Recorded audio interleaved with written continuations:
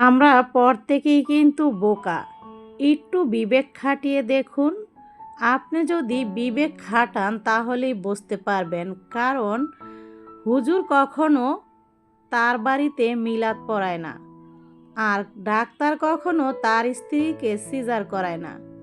জনক কখনো তার ভাগ্য পরিবর্তন করতে পারে না। পীর কখনো তার মাজারে টাকা দেয় না।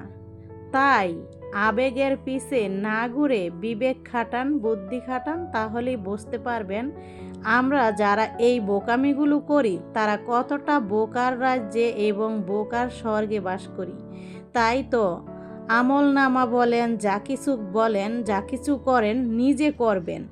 অন্য কেউ আপনার পরিবর্তন করে দিতে পারবে না, আপনার ভাগ্য পাল্টাতে পারবে না। সব কিছু আপনার পরিশ্রমের মাধ্যমেই হবে এবং আপনার নিজের চেষ্টায় সব কিছু সফল হবে। সম্মানিত দর্শক, আসসালামু আলাইকুম। আমি ফাতেমা বলছি নারায়ণগঞ্জ থেকে।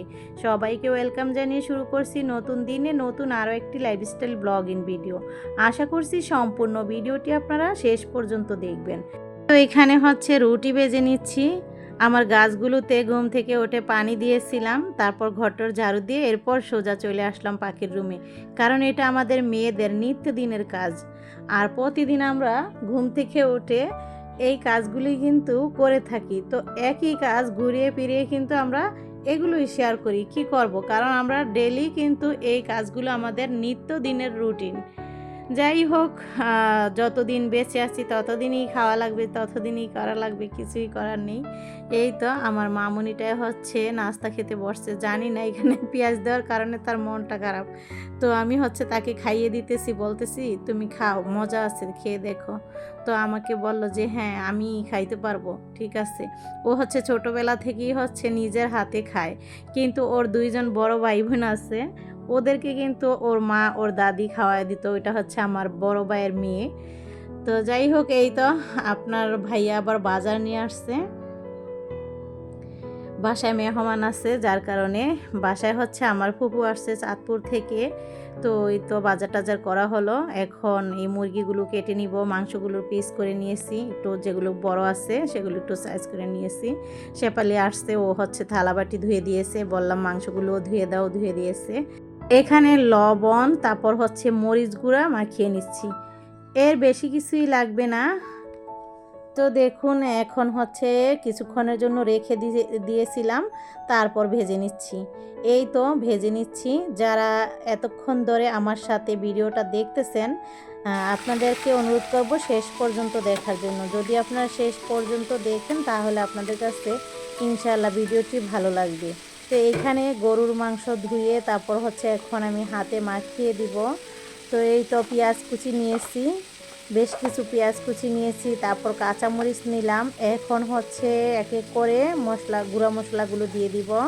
তো দেখুন নিব হচ্ছে হলুদের গুঁড়া, আমি হচ্ছে লাল মরিচের গুঁড়াটা আজকে দিব না, ধনিয়া গুঁড়া, তারপর হচ্ছে দিব হচ্ছে আদা রসুন বাটা। আদা রসুন বাটাটা জিপে রাখছিলাম, যার কারণে ধলা আছে। আর দিয়ে দিব হচ্ছে সরিষার তেল। সরিষার তেল দিয়ে হচ্ছে রান্নাটা করব। গরুর মাংস হচ্ছে এভাবে হাতে মাখিয়ে রান্না করলে ঝামেলা কমে যায়। আর এই তো গরম মশলা, তেজপাতাটাও দিয়ে দিলাম, স্বাদ মতো লবণ, সব কিছু একসাথে দিয়ে ভালো করে হাত দিয়ে মাখিয়ে মিশিয়ে নিতে হবে। ভালো করে ঢলে ঢলে মাখালে হাতে মাখানোর যে একটা ভিন্ন টাইপের স্বাদ সেটা আসবে। তো যাই হোক, এইখানে এখন আমি মাখিয়ে তারপর হচ্ছে রেখে দিয়েছি। হাতটা ধুয়ে অল্প পরিমাণে পানি দিয়েছি, চুলায় বসিয়ে চুলার আঁচটাকে মিডিয়াম করে রান্নাটা করতে থাকবো। ওই পাশে চলে গেলাম হচ্ছে মুরগির রোস্ট রান্না করব। তো মশলা কষিয়ে নিয়েছিলাম, এখন হচ্ছে দিয়ে দিলাম রোস্ট মুরগির পিসগুলো। তো ওটা রান্না শেষে আবার এখানে পোলাও বসাইতেছি। আসলে ডিটেলস দেখালাম না, কারণ ভিডিওটা আমি বড় হয়ে যাবে, যার কারণে পুরোটা করিনি। তো দেখুন এই তো এখন পোলাওর চালটাও ফুটে গেছে, একটু ঘি দিয়ে দিলাম। এখন ভালো করে নেড়ে মিশিয়ে নিব।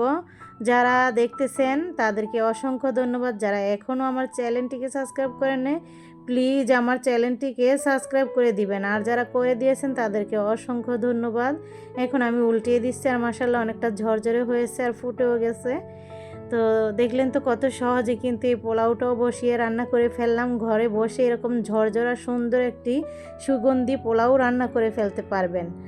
আর এই তো খাবার টাবার বেড়ে সবাইকে নিয়ে খাওয়া দাওয়া করব। এই তো এখানে এখন আমার ফুপু বসছে, আপনাদের ভাইয়া বসছে, তারপর সাইফুল বসছে, আমার ভাইয়ের ছেলে মেয়ে বসছে। তো যাই হোক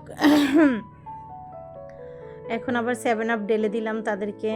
তো এভাবে করে আজকের ভিডিওটি শেষ করেছি। আর এটা হচ্ছে আসরের সময় কাপড় কাটিং করে নিলাম। এটা আমার নিত্যদিনের কাজ, সবসময়ই করে থাকি, তবে 2-1 দিন হচ্ছে কাটা থাকলে সেলাই করতে বসি।